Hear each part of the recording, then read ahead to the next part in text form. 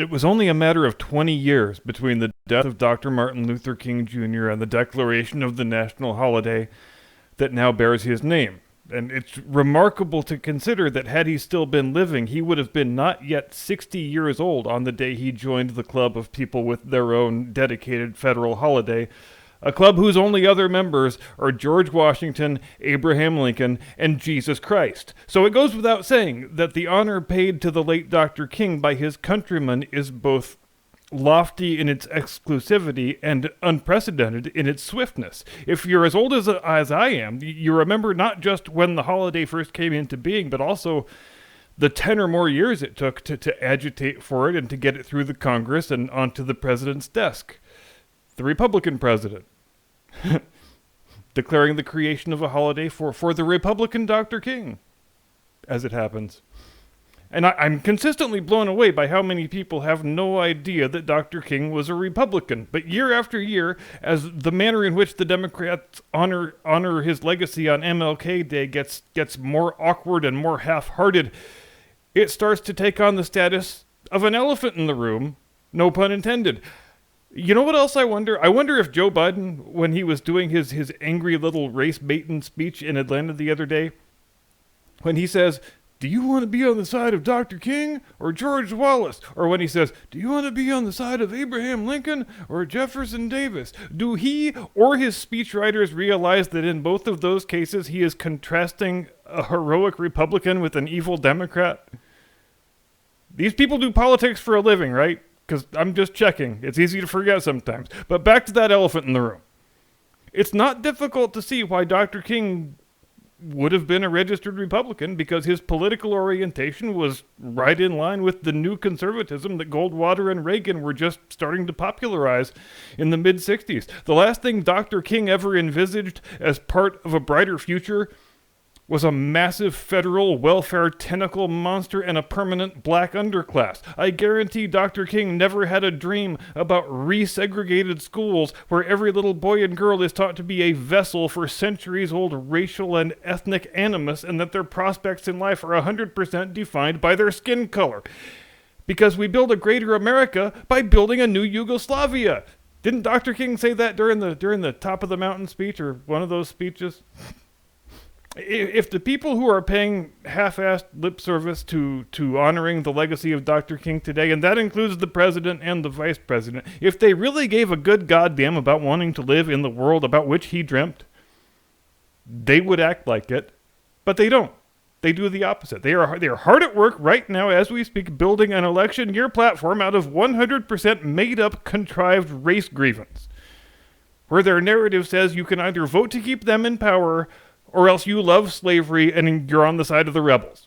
It sounds preposterous when you say it out loud, and it is preposterous, but the president actually said it just the other day, right out loud, just like that. You're either with me or you're with Jefferson Davis. And I knew Jefferson Davis. He was a friend of mine.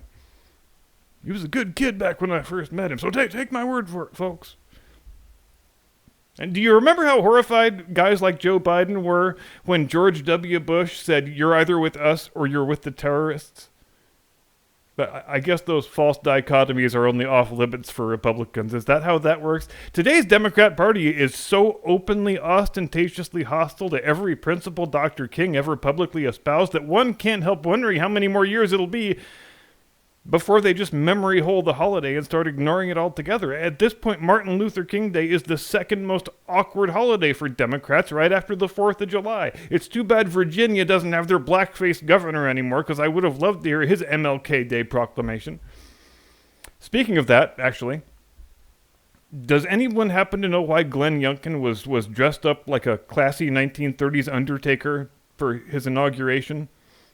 Is that just some weird thing they do in Virginia? I'm serious, because he's wearing like a cravat and velvet gloves and a waistcoat. It was pretty mental, actually. And if somebody knows, please tell me in the comments, because I was so confused when I saw the pictures.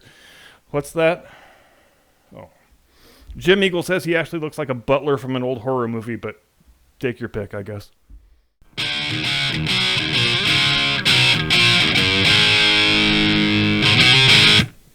From high atop the battlements of Castle Curmudgeon, where I may or may not own a cravat, but I will never tell you one way or the other. Good evening, Mr. and Mrs. America and all ships at sea. Welcome to the program. I am your eponymous host and humble servant, and in the interest of public safety, we begin tonight's main segment with an advisory and a warning to be on the lookout for a crazed Englishman going into random locations and taking hostages for reasons having nothing to do with religion or politics.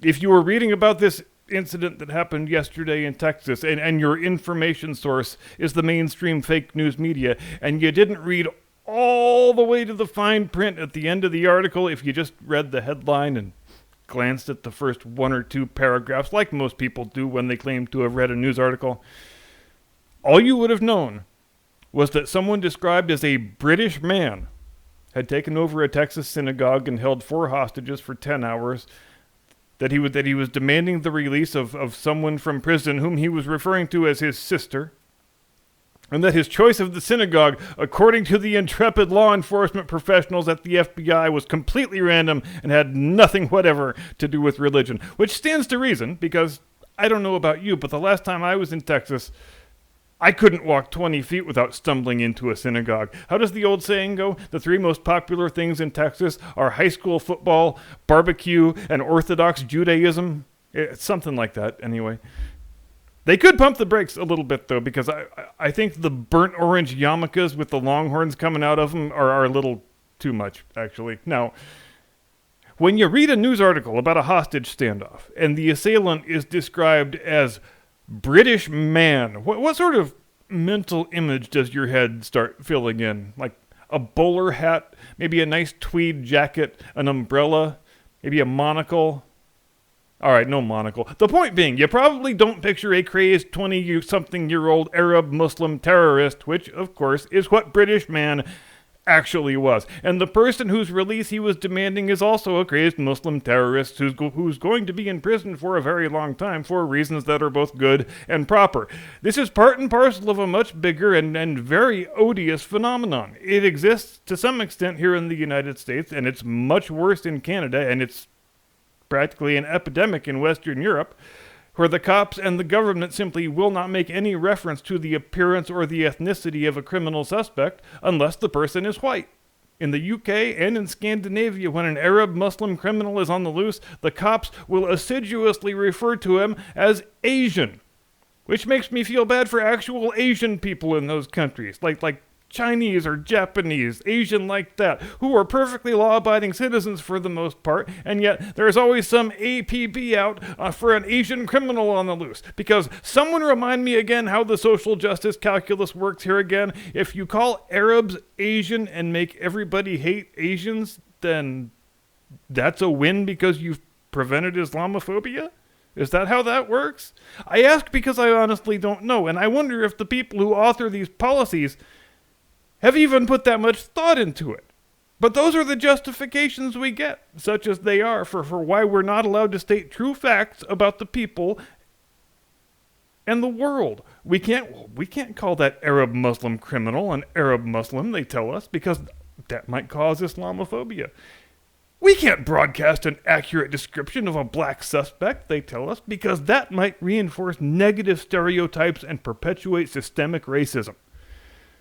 And doesn't that sound an awful lot like, we can't allow a free and open dialogue on vaccines because that might cause vax hesitancy. Or, if you're the Australian government, you've taken that last one to an even more certifiably insane extreme by saying, we can't allow this tennis champion into the country to play in our tennis tournament because his presence in our land might cause unwanted thoughts in the heads of our citizens.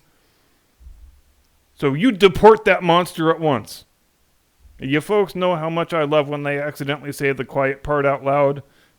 And that is it. That's it right there. None of this was ever about public health. It was about people thinking the correct thoughts. Australia has been ground zero for the very worst of it because, as we've discussed previously at some length, Australia was the first country insofar as countries that we used to think of as Western liberal democracies where the public health authorities were taken over by barking mad lunatic tobacco controllers who do not view their remit as having anything to do with disseminating accurate information to the populace on matters of public health. Rather, they are social engineers whose goal is to use whatever brute force power of the state is required and available to them in order to promote correct behavior and correct thinking as they see it.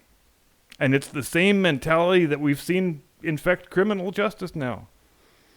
We can't give an accurate description of that suspect.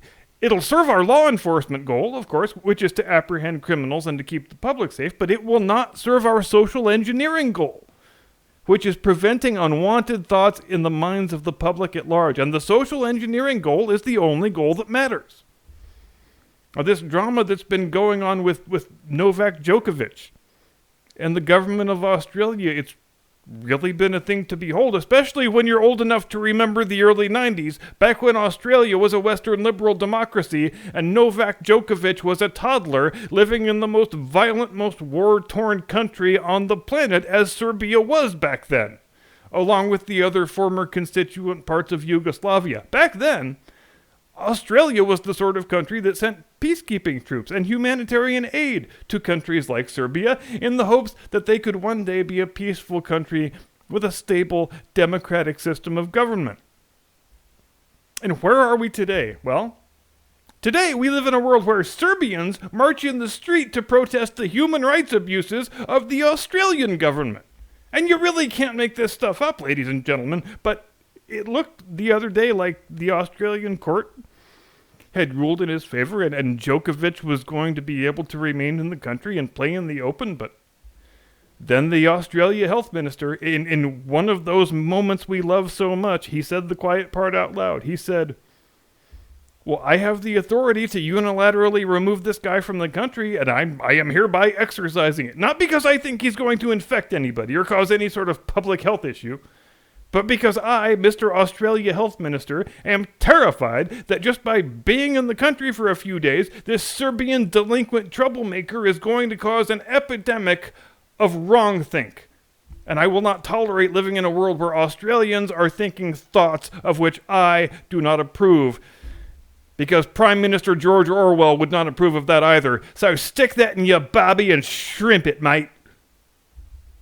Now, we've learned a lot, haven't we, these past couple years about not just our friends in the Anglosphere, although that's been pretty horrifying, but other places too, Northern and Western Europe specifically, places we thought were stable liberal democracies, but where they're living now in authoritarian biosecurity police states. And it's unlikely that status quo is ever going to change foreseeably. Australia, they already have COVID prison camps. In Canada, the province of Quebec is about to start levying punitive taxes on the unvaccinated. Elsewhere in Canada, parents are losing custody of their children over not being vaxxed. In the UK and Ireland, every citizen is having his every movement monitored and controlled by the central government.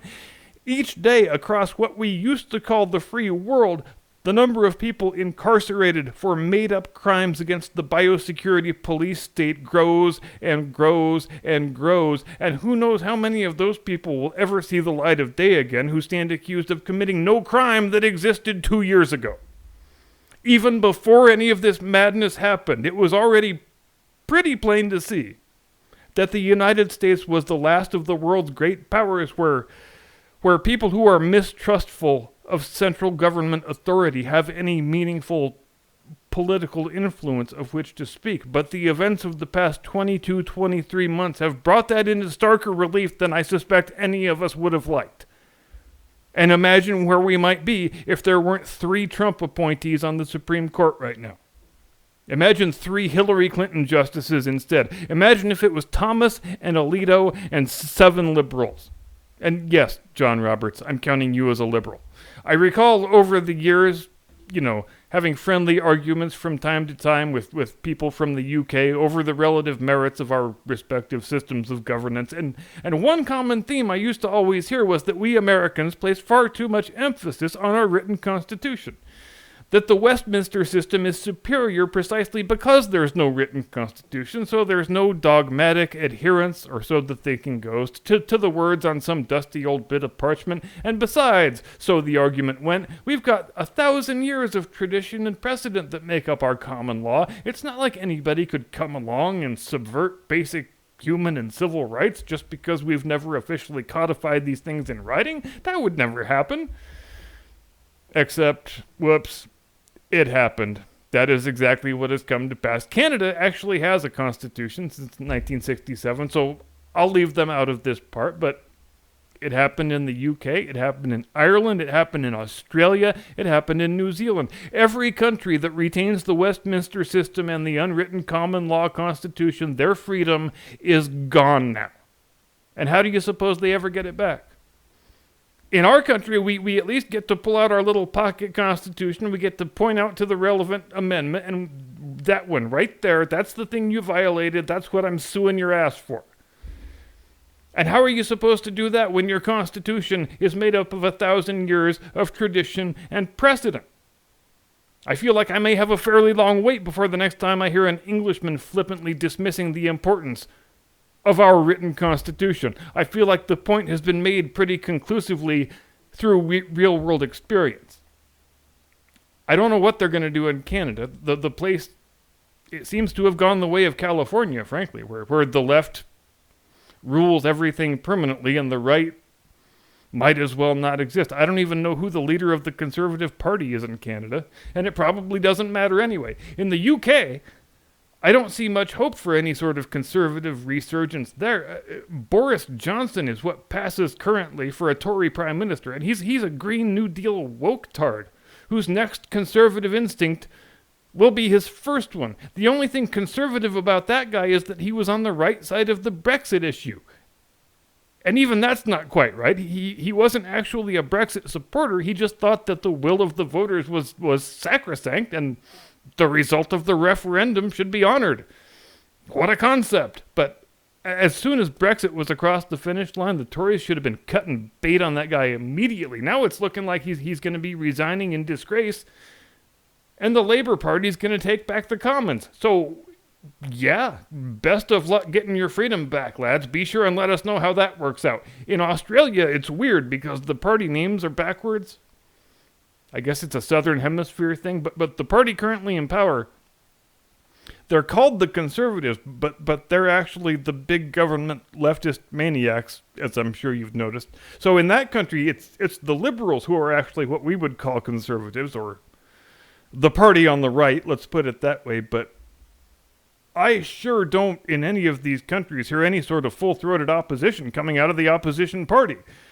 We see groups of citizens marching, protesting on their own, but we don't ever see, at least I don't, opposition party politicians out there protesting, marching with them, getting up on the soapbox, putting in a good word for freedom and against tyranny, and why the hell not? This is only the worst assault on basic freedom and individual self-determination since the advent of democratic self-government about 250 years ago. And it's the people of the Anglosphere, the countries whose systems are derived from the Westminster system, who made that advent happen. Say whatever you want about the British Empire, but the British Empire gave democratic self-government to the world, to the extent that more than half of the world's people currently get to vote for their own leaders. That's only true because there was a British Empire. And it may wind up being just a transient phenomenon anyway, an eye blink in the grand scheme of history. If those same people in those same Anglosphere countries don't pull themselves together at some point here pretty quickly and start reasserting those basic rights that they have been all too happy to surrender these past couple years. And then what was the point? What was the purpose of giving democratic self-government to the world if we couldn't be bothered holding on to it in our own countries? If we stood passively by and did nothing while our democracies devolved into biosecurity police states, indistinguishable from communist China? Is that going to wind up being the legacy that we pass down to our progeny? Are we going to be regarded as the generation that screwed the whole thing out? Oh, they were the ones who couldn't be bothered doing the work when push came to shove. They wouldn't stand up and fight for the things that mattered. So, oh well, everybody gets to live in a prison camp now. Have fun, kids. I kind of feel like I'm closing on an excessively somber note, but what do you do? Thanks very much for watching. I will see you Wednesday. Have a pleasant tomorrow. Do not comply. Get off my lawn.